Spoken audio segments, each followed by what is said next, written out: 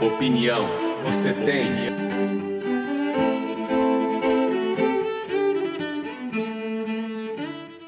Amigo internauta, seja bem-vindo a mais uma edição do nosso podcast do Programa Alerta.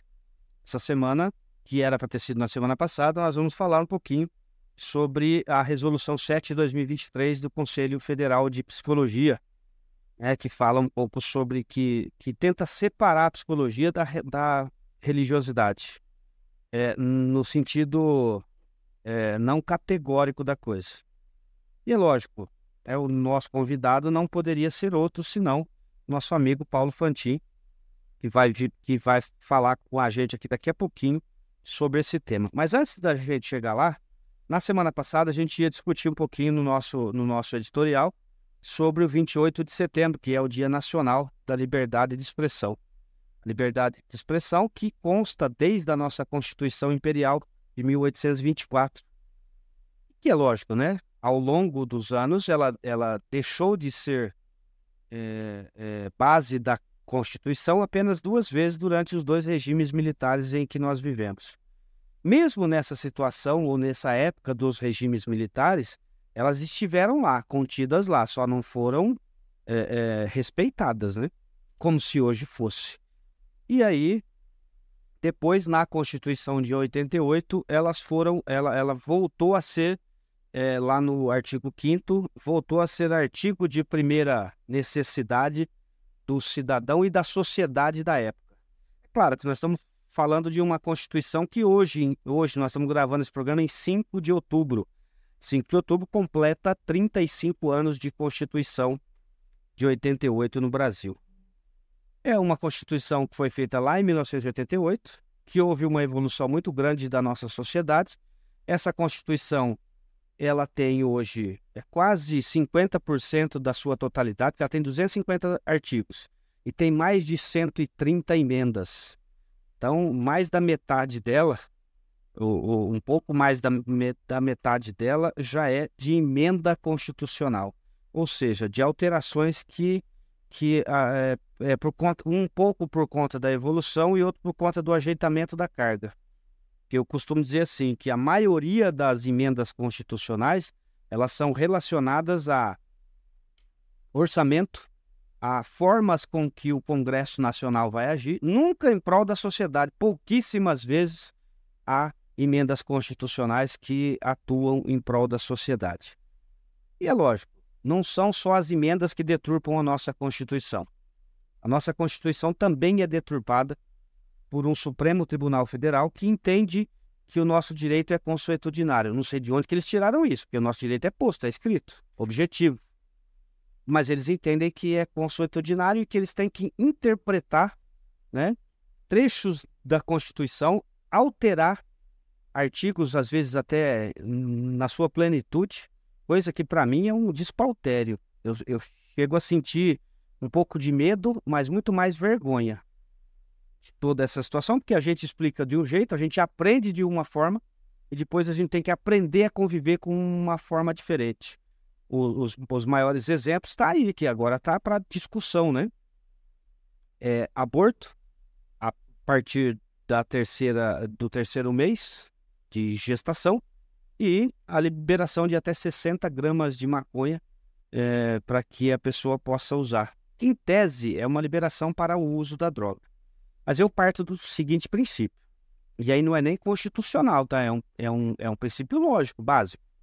Se eu estou autorizando vender 60 gramas de cocaína, eu tenho que autorizar a produzir, né? Ou não? Ou nós todos aqui estamos malucos? Porque se o Supremo Tribunal Federal considera que a maconha é um item, né? É um produto baseado em atos criminosos e que é proibida a sua comercialização, venda e produção, agora vai ter que mudar esse conceito. Porque se eu estou liberando o uso, o porte e o uso de até 60 gramas, eu tenho que liberar também a produção, a comercialização, né? E a negociação feita com esse produto, que até então é um produto ilegal. Então, partindo desse princípio, o produtor lá na frente, quando for preso, o senhor plantou 200 pés de maconha, sim, mas eu vou dividir em porções de 60 gramas, porque nessas porções é permitido a venda, a comercialização. E daí? O Supremo vai ter que decidir de novo? Sim, porque ele já decidiu que até 60 gramas não é crime. E para quem produz? Porque o cara não vai produzir só 60 gramas. Ele vai produzir num pé para 5 usuários, né? Exemplo. Então nós entramos num imbróglio muito grande. Isso em relação à maconha enquanto droga. Depois eu tenho que partir para o outro princípio, que é o princípio do direito do nascituro. O direito do nascituro consta tanto da nossa Constituição atual, quanto constava lá do nosso Código Civil de 1916. É lógico, veio evoluindo, que até em 1938 foi inserido o direito do nascituro, que não era mais aquela concepção antiga lá, que era a partir do nascimento. Então houve uma divisão, né? E essa divisão ficou muito clara dos anos 50 para cá, que até então era que tinha que nascer, respirar, né, para ter vida, ou para ser considerado uma pessoa, um ser humano com vida. E aí veio o conceito de que não, nascendo, respirando, ele tem, ou ele adquire aquela condição civil. Ele adquire direitos civis, ele adquire condição civil. Agora, direito à vida é desde a concepção. Agora, quando que é considerada a concepção do ponto de vista não só técnico, como médico e da ciência? Quando que é considerado concepção de uma vida? É quando o óvulo fecunda. Eu não vou nem entender isso, mas eu acho que a fecundação do óvulo, a partir dali já tem. E aí o Supremo Tribunal Federal decidiu, 11 ministros decidiu em nome de 240 milhões de pessoas. É claro, tem outros caminhos para isso que a própria Constituição Federal nos dá, que na dúvida ou quando se dá uma discussão muito grande social sobre um determinado tema, a melhor posição é colocar isso para que a sociedade decida, né? Já que o Congresso Nacional não se posicionou, que o Congresso é a voz, é a caixa de ressonância da sociedade brasileira. Se ele não se posicionou sobre esse tema tem que ser colocado à disposição da população, ela que tem que decidir através de um plebiscito. Nós temos eleição aí em 2024, coloca lá na urna, nós vamos fazer 2 votos, para prefeito e para vereador. Coloca mais um voto lá para que a pessoa decide se o aborto a partir do 3º mês de gestação é crime ou não. E se pode ser liberado ou não. Claro que esse assunto ainda vai dar muito pano para manga, mas o Supremo Tribunal Federal tem aí deturpado sua capacidade de fazer a interpretação, de ser o guardião da Constituição Federal com essas decisões malucas, que eu até disse que nos últimos tempos aí são praticamente decisões do fim do mundo. Porque eles decidem uma questão social bastante complicada, que no mundo inteiro se discute, liberação de drogas, aborto. Eles decidem assim, ó, em uma semana senta lá os 11 ministros, aqueles votos bonitos, e fica 2 horas falando, às vezes até 2 dias dando voto, para fazer a liberação na minha percepção, tá? De um crime, já que as nossas legislações diz que a vida inicia-se a partir da concepção. Então, um feto com 3 meses é um crime de homicídio, inclusive tirar a vida dele. Isso nós estamos falando de um país que é um país tido como a pátria do Evangelho, um país cristão, né, que tem a sua base religiosa no cristianismo e jamais pode aceitar uma situação dessa. Mas vamos ver qual vai ser a reação da sociedade e da caixa de ressonância da nossa sociedade, que é o Congresso Nacional, que parece que já começou, deu uma investida em cima do Supremo e agora parece que já começou a recuar. Não é bem assim, a gente não quer briga, não quer confusão, não, nem tu quer briga. A gente só quer que as pessoas que comandam essa nação, que tem essa nação na mão, que tem a condição de comandar essa nação, sejam adultas, que consigam sentar, discutir e conversar com a sociedade e não decidir por si própria como se elas fossem os donos ou as donas da verdade. É só isso que nós precisamos. Nós precisamos de pessoas adultas comandando essa nação. Vamos entrar então no nosso tema de hoje. A Constituição Federal, lá no artigo 5º, parágrafo 6º, estipula sobre a inviolabilidade da liberdade da consciência religiosa. Isso eu acabei de citar aqui, Constituição de 1988, que garante os direitos individuais. E, em nome desse artigo 5º, parágrafo 6º, que um partido político, que depois o nosso entrevistado provavelmente vai falar sobre ele aqui, e uma associação resolveu entrar no Supremo Tribunal Federal propondo uma ação direta de inconstitucionalidade, a 7426, para discutir a Resolução 7 de 2023 do Conselho Federal de Psicologia, que diz que a psicologia... Assim, basicamente, tá? Isso na visão deles, que a psicologia tem que separar a religiosidade da psicologia. Eu discordo, eu não entendi dessa forma, mas nada melhor do que um psicólogo para explicar para a gente chegar no âmago dessa questão, até para te dar um pouquinho de embasamento para que você possa também discutir esse tema, porque aqui eu não espero que você goste ou não goste do tema que nós estamos discutindo aqui. Eu só espero que você pense sobre ele, só isso. Gostar ou não gostar é uma questão pessoal. Mais uma vez, bem-vindo, meu amigo e psicólogo Paulo Fantini. Obrigado, Emerson. Obrigado pelo convite. Tem uma coisa que eu comecei a pensar em algum tempo já. Há algum tempo é que é muito bom você ter referências, né? Ou seja, aqueles fãs, né? Eu sou o seu fã, enfim e tal. Mas é muito melhor quando a sua referência se torna seu amigo. Então, além de ser uma referência para a minha vida, você também é uma pessoa que eu coloquei na minha galeria dos meus amigos. Então, é muito bem estar aqui para ajudar e debater um tema tão oportuno, né? Sim, claro. Porque, como você já disse aí, nós estamos vivendo um turbilhão. E aí acaba caindo esse assunto onde envolve religiosidade. Então vamos lá, eu estou aqui, né, com a norma, eu vou ler a norma e depois a gente vai ver se essa... Discutir os pontos polêmicos. Se é que tem, né? Será que tem? Olha lá, vamos lá. Norma que proíbe associar prática psicológica à religião é questionada no STF. Para o Partido Novo e o Instituto Brasileiro de Direitos à Religião, a resolução do Conselho Federal de Psicologia desrespeita, olha que palavra forte, hein? Diferentes perspectivas e crenças religiosas no exercício da profissão. Bom, quando eu li essa nota, eu logo pensei aqui, né?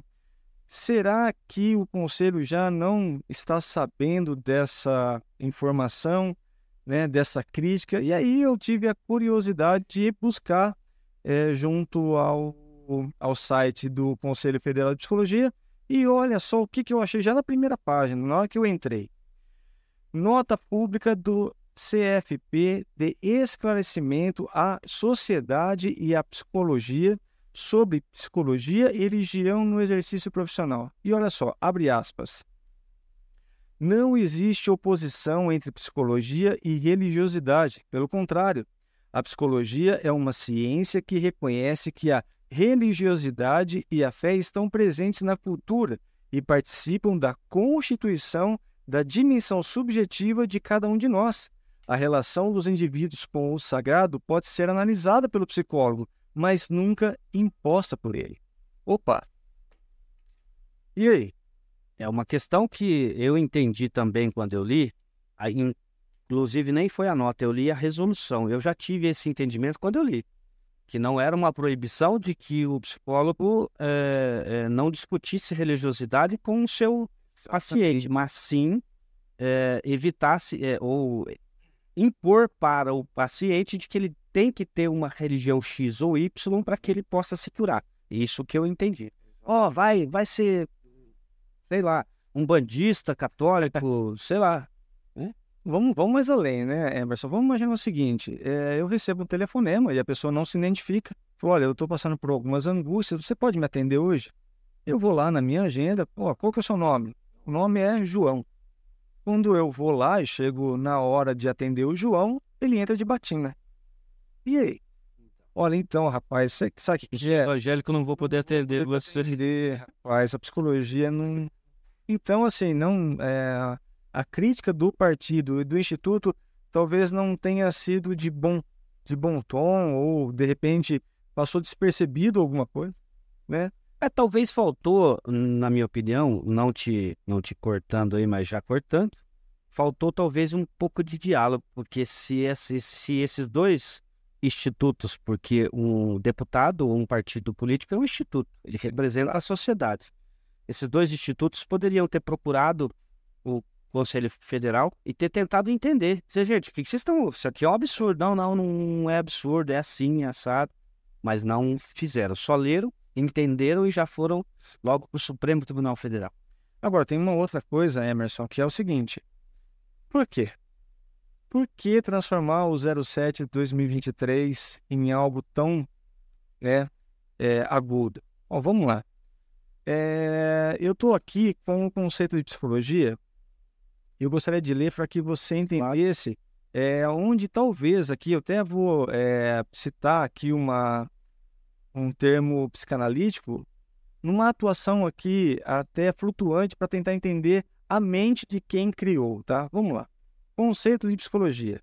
A psicologia está fundamentada por métodos científicos baseados em fatos empíricos, experimentações e análises teóricas sobre os processos da mente e do comportamento humano. Portanto, trata-se de uma ciência. A psicologia não tem senso comum e não pode assumir qualquer tipo de dogmatismo ou crença. O primeiro laboratório de psicologia experimental foi fundado por William Wundt em Leipzig, na Alemanha, em 1879, e veio a marcar a história e o estabelecimento da psicologia como ciência e profissão. Em algum momento do conceito de psicologia está falando sobre crença? Em nenhum momento. Então dá para separar óleo de água? E dá para juntar, na verdade? Não dá? Não dá, não junta, né? Entendeu? Então, o que eu entendi, né? Sempre lembrando aqui da atuação flutuante. O que eu entendi, né? O que eu consegui absorver? Eu vou citar aqui, eu estou vendo o Diego, e o Diego também se considera naquela prateleira de pessoas que eu admiro, né? Já disse aqui anteriormente, vou dizer de novo, é um menino que tem um talento extraordinário, tem um olhar, falei, poxa, como que ele consegue? Aquelas imagens maravilhoso. Não consegue enxergar. Então vamos lá. Agora eu vou envolver você aqui, você vai gostar, porque você gostou da outra vez. Sim. Você vai casar. De novo. Infelizmente não. De novo você vai casar. De novo, pela quinta. Aí você vai lá, você está preparando o seu casamento, né? E aí você fala, eu preciso de um fotógrafo, né? Você agenda com o Diego. Fala, Diego, tal dia, tal, vamos lá. Quanto que é? Sei lá, R$7.000. Estou chutando aqui, não sei quanto que o Diego cobraria. Bom, eu vou lá fotografar. Aí, uma semana para o casamento, chega aquela tia lá do Pará. Para quem não sabe, nós estamos em São Paulo, tá, gente? Lá do Pará. E ouve você falar sobre o fotógrafo. Aí ela chega e fala assim, então, meu sobrinho, não, mas você vai pagar tudo isso aí pro fotógrafo? Ó, a tia foi na loja e comprou um celular que bate fotografia em 4K. Então deixa, a gente coloca na mão de alguém que entende, porque a tia é idosa, não entende. E você pode cancelar com o menino. Muito bem. Essa tecnologia, a forma como a tecnologia trata o ramo da fotografia, banalizou aquele ramo. Sim. Muito bem. O que eu entendi é que o conselho está tentando evitar ao máximo que a profissão de psicólogo seja banalizada. Sim. Da mesma maneira. Vou dar um exemplo para você. Vamos supor, Emerson, que você recebe uma ligação da escola do seu filho, tem 5 anos de idade, e olha, seu filho passou mal na educação física. Você chega lá, seu filho está branco, pálido. Então você corre, leva ele para o pronto-socorro, e lá o plantonista diz assim, pai, você tem algum cardiologista de confiança? Poxa, aquilo já te abala, né? Poxa. Então é melhor, vai lá, né? Tira as dúvidas, e você sai arrasado do pronto-socorro. De repente você está andando pela rua e vê a plaquinha lá. Cardiologista. Falei, puxa vida, eu acho que eu vou entrar e já vou marcar uma consulta. Só que do lado dessa placa de cardiologista está curandeiro. Putz. Entendeu? Eu não estou dizendo aqui para quem faz a prática da fé não esteja errado, mas eu estou dizendo que, partindo do ponto de vista da ciência, a inclinação para entrar na sala onde está escrito cardiologia é muito maior. Claro, tudo bem. Agora vamos imaginar que, de repente, você chega lá nesse médico e fala assim, olha, eu vou fazer uma oração para você. Mas peraí, entendeu? Está misturando ciência com religião. Sim. Não está proibindo a pessoa de ter uma fé, mas está proibindo, mas está misturando ela com a religião. E eu acho que através dessa análise que eu fiquei aqui, né, meditando, eu cheguei nessa conclusão, que o Conselho Federal de Psicologia está tentando não banalizar a profissão, como muitas outras já foram banalizadas. Sim, você até citou aqui o jornalismo e tal, né? Enfim, então é essa visão, e não na maldade de não, está proibido falar sobre religião dentro da clínica. Até porque eu entendo o seguinte, hoje nós temos aí uma grande parte da população brasileira que se declara, e eu acredito que no último censo agora, acho que nós vamos ter uma surpresa de um número ainda maior de parte da população brasileira que se declara evangélica. Essa população evangélica, obviamente, são cristãos, mas eles têm uma prática que talvez seja e essa talvez seja uma das razões de ter surgido essa Resolução 7 de 2023. Então, os pastores, é claro, eles são, além de orientadores espirituais, né, religiosos, eles também são orientadores pessoais. Então, se você está com uma dificuldade, você fala, eu vou falar com o meu pastor, conselheiro. E ele faz, e as pessoas confundem esse trabalho de conselheiro com o trabalho de psicologia. Que eu digo o seguinte, e aí para você que está nos ouvindo agora, o risco que a gente corre da demora da gente identificar dentro de nós o que é físico e o que é espiritual, inclusive mental. Nós temos, por exemplo, crises de ansiedade. Ela tem a parte física e tem a parte mental, a parte espiritual, tem a parte... Enfim, a parte em que você fica fragilizado. Quando você confunde uma coisa com a outra, você vai procurar, por exemplo, um cardiologista achando que aquela palpitação, aquela coisa que você tem no peito é um problema cardíaco, quando na verdade não é. É um problema na sua cabeça. E que quem vai resolver é o psicólogo. Ou você vai no psiquiatra, o psiquiatra vai te encaminhar para um psicólogo para você fazer uma terapia, um tratamento. E, é lógico, os dois vão trabalhar ali como profissionais de saúde e não vão ali ficar preocupados se você é da religião X ou Y. E o psiquiatra, com o andar do tempo, falando com o psicólogo, olha, ele vai precisar tomar tal remédio, mas quem vai receitar é o psiquiatra. O psicólogo vai continuar trabalhando aquela parte mais da cabeça, mais de colocar as coisas no lugar. E hoje há uma confusão muito grande, porque eu entendo que o meu pastor, isso eu já conversei com várias pessoas, que elas confundiram o pastor enquanto conselheiro com um psicólogo. Ah, não, mas eu não preciso de psicólogo porque eu estou falando com o meu pastor. Não, você precisa de psicólogo. O pastor é o seu conselheiro. Você precisa fazer uma terapia, você precisa... isso é coisa de saúde. Não tem nada a ver com a igreja, com a minha fé. Não tem nada a ver com isso. É claro, os aconselhamentos do seu líder religioso é muito importante, mas não pode deixar também de cuidar da sua saúde com um profissional de saúde. Emerson, eu vou até pegar aí o seu exemplo que foi certeiro. É evidente, né, que é visível que, por exemplo, sintomas depressivos são facilmente confundidos com sintomas espirituais. Angústia, né, tristeza, né, enfim. E olha só, a gente pode entender isso como um espelhamento. Eu vou dar um exemplo aqui, ó. Eu trouxe alguns recortes de jornal, tá? E eu quero fazer com que as pessoas entendam que essa confusão do emocional com o espiritual pode acarretar a tal da banalização da clínica de psicologia. Quer ver uma coisa? Antes de mais nada, eu quero deixar bem claro que eu vou citar uma técnica de terapia que eu respeito muito. Já participei de sessões, de uma sessão, na verdade, né?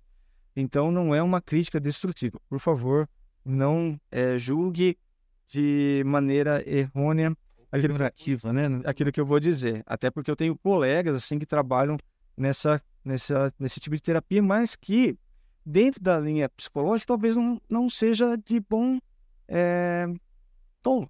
Quer ver uma coisa? O reiki. Será? Tentar aqui pensar. Será que já não tem psicólogo usando a técnica reiki como parte da sua terapia? O que é o reiki? Vamos explicar. Então, agora aí que entra. Bom, em 2018, eu não lembro se foi em 2017 ou 2018, o conselho liberou a acupuntura. O psicólogo pode tratar através de acupuntura. Então, beleza, foi aprovado. Por quê? Porque não se associava a nenhuma crença. Sim? Agora, vamos lá. Quem é o pai do reiki? Mikao Usui. E o que ele diz sobre o conceito do próprio reiki? Está aqui, ó. Reiki é uma prática espiritual que se baseia na crença da existência da energia vital Kai, manipulável pela imposição de mãos. O próprio pai do reiki diz que é o quê? Espiritual. Agora vamos lá. Vamos imaginar, eu acho que não tem nada por acaso. Teve fumaça, teve fogo? Mas não tem a dúvida. E aí o conselho percebeu essa fumaça. E começou ali, né, através das suas investigações, e eles fazem isso com muito zelo, e descobri que havia ali psicólogos formados, graduados em psicologia, praticando o reiki. Tem algum problema no reiki? Não tem problema nenhum. Sim. O problema é que o reiki é uma prática espiritual. E a psicologia não trata, meu entendimento, a espiritualidade. Ela trata o objeto do inconsciente. Isso, o objeto do inconsciente, que do inconsciente passa para o corpo físico e que vai atrapalhar a vida daquele paciente, na forma de grito. Então, é uma ciência. Se é uma ciência do corpo, não pode ser uma ciência da espiritualidade, né? Agora, sabe o que mais me incomoda? É quando os profissionais começam a tentar entrar no campo do outro. Por exemplo, eu sou psicólogo e trabalho dentro da abordagem psicanalítica. Por isso que eu disse que o meu objeto de estudo é inconsciente. Sim. O do comportamental, do cognitivo, da feno, são outros objetos. O meu é o inconsciente, tá? Agora, você acha que é interessante eu trazer pacientes para mim, falando, olha, eu faço sessões reiki depois da nossa entrevista. E o meu colega que faz reiki não pode aplicar psicologia. Isso não é desleal? Então, ou seja, o importante é que nós estejamos, cada um, como um corpo humano, funcionando dentro daquilo que foi proposto para ele. Agora, Paulo, na minha posição aqui de advogado do diabo nessa nossa conversa, não literalmente falando, tá? Eu jamais advogaria para ele, se é que ele existe, né? O que para a psicologia, ou para o mundo da psicologia, enquanto ciência, significa, por exemplo, uma prática que antes era muito comum, regressão, hipnotismo. O que isso significa para o mundo da ciência da psicologia? Vamos lá. É muito interessante. Acho que uma coisa é uma coisa, outra coisa é outra coisa, né? Acho que eu misturei os dois. Vamos na teoria, né? Porque a gente vai usar falas de pessoas que já trataram desse assunto, a gente acaba nem precisando dar muita opinião. Dentro da psicologia, quem começa com a prática da hipnose é o Dr. Freud com o Dr. Breuer. Tá. Só que, por volta de 1900, quando é inaugurada a escola psicanalítica, vamos deixar bem claro que de mais ou menos 1884 a 1900, Freud não tratava aquela clínica como psicanálise, porque ele usava justamente da cartaz e da hipnose, tá? Quando ele escreve, ele inaugura a psicanálise junto com o livro A Interpretação dos Sonhos, ali começa a escrever a história da psicanálise. Livro que ele não deu nada e que foi um livro maravilhoso, de cabeceira para todos os psicanalistas. Inclusive, tem muitos psicanalistas que consideram esse o número 1 do Freud. Eu nem sou psicanalista. Porque os outros não tratavam da clínica e tal. Sim. Muito bem. Qual foi a primeira coisa que o Freud fez quando ele inaugura a escola psicanalítica? Ele rompe com a hipnose. Sim. e descobre, através de experiências dele com a clínica, a associação livre, que é o quê? A técnica de ouvir atentamente aquilo que o paciente traz sem a minha influência. Sim. Então, ou seja, hoje existem psicólogos que tratam dentro da sua clínica com hipnose? Sim, mas hoje, qual graduação de universidade e faculdade que dentro da grade da psicologia tem a matéria hipnose? Não tem nem nenhum. Então, como ciência, a hipnose ela tem sido algo de rompimento com a psicologia clínica. Respeito quem faz, eu acho uma técnica sensacional, mas o próprio Freud, que foi praticamente o cara que trouxe isso para a clínica de psicologia, disse, olha, não, eu achei algo melhor. Sim. Então, como ciência, eu prefiro acreditar que Freud estava certo. Sim. Agora, aqui nós tratamos em específico, e aí eu quero que você explique se tem uma diferença ou não entre o processo de regressão e a hipnose. Eu preciso hipnotizar alguém para regredir ela ou não? Regressão é uma coisa, hipnose é outra. Bom, em primeiro lugar, eu acho que eu não tenho bagagem para falar sobre regressão, porque não é a minha matéria de estudo, meu objeto de estudo, tá? Mas o que acontece? Como você já disse aí, né? A gente disse sobre o grito do socorro. Emerson, vamos tentar imaginar o seguinte: uma pessoa na infância, ela é calada de alguma maneira. Ela é calada de alguma maneira. Lá na frente, ela se torna uma pessoa muito tímida. A timidez é o quê? A resposta do que aconteceu no passado. Só que ela não traz a consciência, né? Em terapia fala, olha, aconteceu alguma coisa, e ela não lembra, porque está reprimido. Sim. E aos poucos ela vai trazendo que esse é o papel da psicologia psicanalítica clínica. Ok? Muito bem. Uma hora, através da própria técnica da associação livre, ela traz, houve uma vez, sim. E aí, de repente, essa pessoa começa a desabrochar, ela percebe que, eu consegui falar em público. Por quê? Porque ela trouxe para fora aquilo que estava adoecendo ela através da angústia, da timidez. Sim. Tá, muito bem.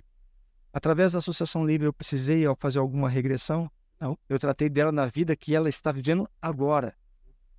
Entendeu? Então é essa a minha posição. Falar de regressão de vidas passadas é um campo do qual eu não tenho, assim,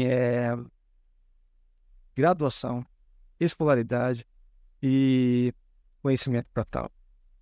É um tema bastante complexo também, né?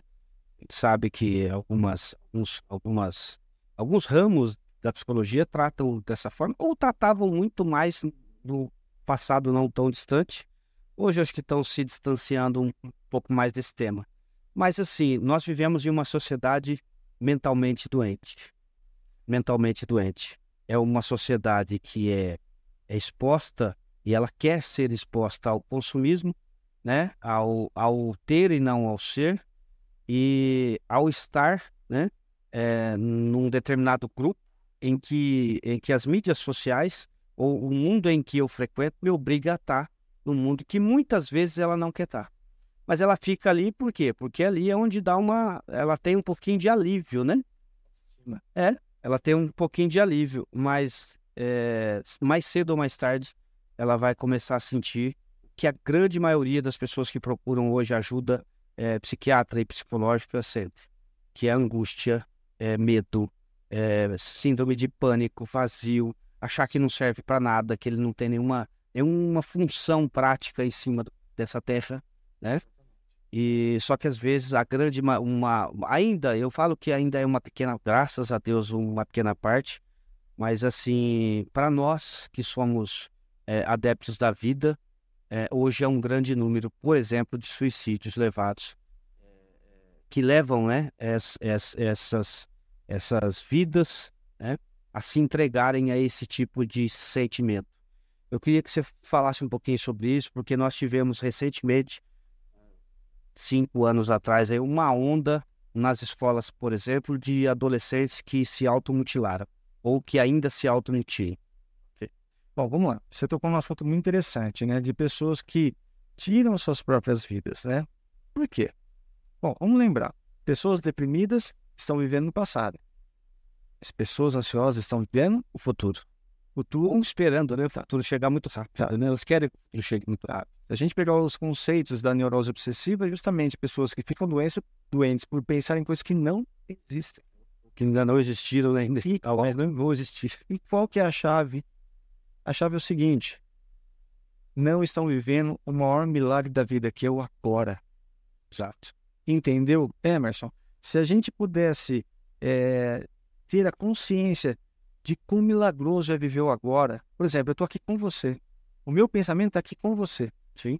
Entendeu? Eu não posso estar pensando naquilo que eu não vou resolver agora. Sim. E é justamente esse o problema. Mas vamos lembrar que nós estamos numa era da grande informação. E isso tem sido um dos motivos por qual as pessoas têm ficado doentes. As pessoas não conversam mais pessoalmente. Pessoas dentro de casa, dentro da própria casa, falam através de mensagens. Conversa entre si através de mensagens. Sabe por quê? Porque elas não têm paciência de sair do local que elas estão para ir lá. Não, vamos resolver isso rápido. Elas estão sempre no futuro. Por isso que as pessoas estão ficando doentes. Por isso que as pessoas estão tirando as próprias vidas. Porque não está vivendo um milagre do agora. E viver o agora é milagroso. A pessoa sai de casa, vai ter um emprego e você pergunta para ela: que cor que estava o céu? Não está vivendo um milagre do agora. No livro O Poder do Agora tem um capítulo lá que o autor diz assim, porque ele conta uma experiência dele, Através da experiência de Buda. e ele fala que ele, um dia sentado ele olha para uma árvore e vê aquela árvore se balançando ao longe, né? E ele só foi prestar atenção nisso logo depois. Ele dizia, mas como? O que faz aquela árvore balançar? É só o vento que faz as folhas balançar? Talvez isso é um pouquinho do viver o agora. O que a gente tem que aprender, eu sei que isso é muito difícil para quem está vivendo essa angústia, é que o nosso passado é aprendizagem e não sentença, tá? Então o seu passado é para você aprender e não é uma sentença para te culpar ou para te julgar. O que passou, passou. O que vai vir ainda é para nós uma incógnita, mas o que eu estou vivendo hoje é físico, né? É material, eu consigo tocar, eu consigo falar, eu consigo viver. Então, é muito difícil quando a gente fala de pessoas que tanto vivem no passado com a depressão, quanto querem viver o futuro com as crises de ansiedade.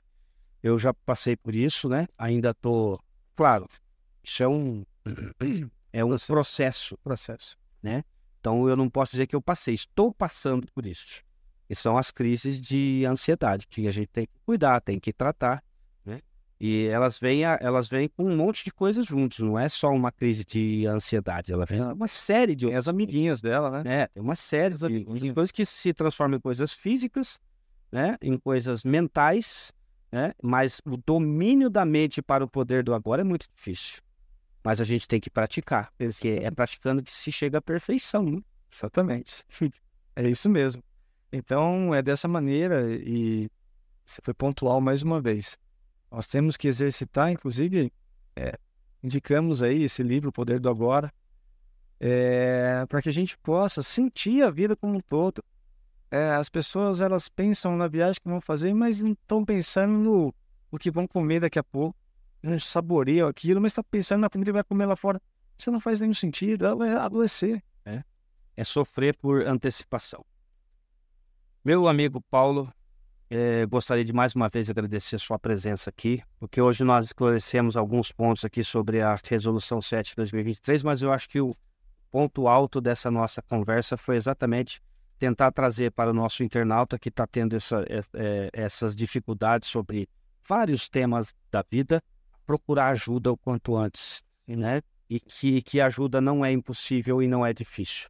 Então eu gostaria de mais uma vez agradecer a sua presença aqui. Recebe que você foi convidado, espero que venha outras vezes para a gente discutir mais temas da mente humana. Vamos tentar andar um pouquinho nesse meandro aí, que é bastante interessante da mente humana. E você, como um estudioso, como uma pessoa formada, capacitada, um profissional, eu acho que nada mais justo do que a gente conversar sobre isso. Poxa, eu fico honrado de estar aqui. E para mim, o Emerson, eu vou dizer, é difícil estar aqui na tua frente. Porque eu conheço teu histórico, né? Você é professor de história, Sim. é político, então eu também tenho as minhas ansiedades quando eu estou de frente com uma pessoa mais sábia do que eu. Mas é uma honra estar aqui. Sabedoria sem responsabilidade não serve para nada. A ciência sem o estudo não serve para nada. Porque o cientista que estuda só uma vez, ele é cientista durante um ano, depois ele não é mais. Né? E falar para as outras pessoas fica interessante 5 minutos. Depois de 5 minutos, aí já é complicado. Né? Prender a atenção dos outros por mais que 5 minutos. E você é uma pessoa que tem uns dons que... É claro, gente, eu vou dizer aqui que eu tinha muita vontade de ter. Vai parecer inveja, que no fundo é. Né? Ele tem alguns dons que, ele tem uma facilidade com o instrumento de corda que é incrível. Né? E o filho tá indo na mesma toada, só que na bateria, né? Mas toca instrumento de corda também, né? Ele arranha lá o instrumento de corda também. Esse dia você postou um vídeo lá, fazendo uns pontilhados lá, Falei, cara, isso aqui eu fiquei olhando acho que uns 10 minutos, não é possível, o cara tem esse dom de mudar o dedo tão rápido. E, cara, eu dou nó no meu dedo para botar uma nota no violão. Então, cara, nós seres humanos somos eivados sempre de algum dom. Deus é infinitamente bom e Ele deu um dom para cada um de nós. A gente só precisa descobrir qual que é. Exatamente. O nosso dom não é ficar preso no passado e nem tentar viver o futuro. O nosso dom é viver o agora. Esse foi o dom que Deus deu para todos nós. É viver o hoje. É o que eu preciso fazer hoje, o que eu preciso fazer agora. E é lógico, tem os outros dons que cada um tem o seu. Mas infelizmente tem algumas pessoas que, é claro, com toda essa falta de ajuda, elas acabam não enxergando o próprio dom e aí vão para depressão, tiram a própria vida, infelizmente. Mas é claro, sempre que a gente puder, nós vamos trazer você aqui mais vezes para a gente tentar ajudar, não só o nosso internauta, mas que esse programa vá para o mundo todo e que as pessoas consigam, através do que a gente conversou aqui hoje, dar um start para que ela possa viver melhor, para que ela possa conservar a própria vida. Com certeza. Muito obrigado a todos, amigos internautas. Até o nosso próximo encontro. Mais uma vez agradecer aqui o nosso amigo Paulo Fantin. E agora ele vai fazer o merchan dele, onde que você está trabalhando, onde você está atendendo, quais são os seus horários, como funciona a sua agenda. Pode ficar à vontade. Bom, eu estou ali no Espaço Bela Vida, na Duque de Caxias 276, do ladinho ali do prédio da Avenida Paulista, entre o prédio e o Clube Alvorada. Estamos atendendo ali de segunda a sexta. Começamos às 8 e para terminar, o céu é o limite. O teu horário. O céu é o limite. Tá certo. E ainda é professor de música nas horas vagas, quando tem horas vagas.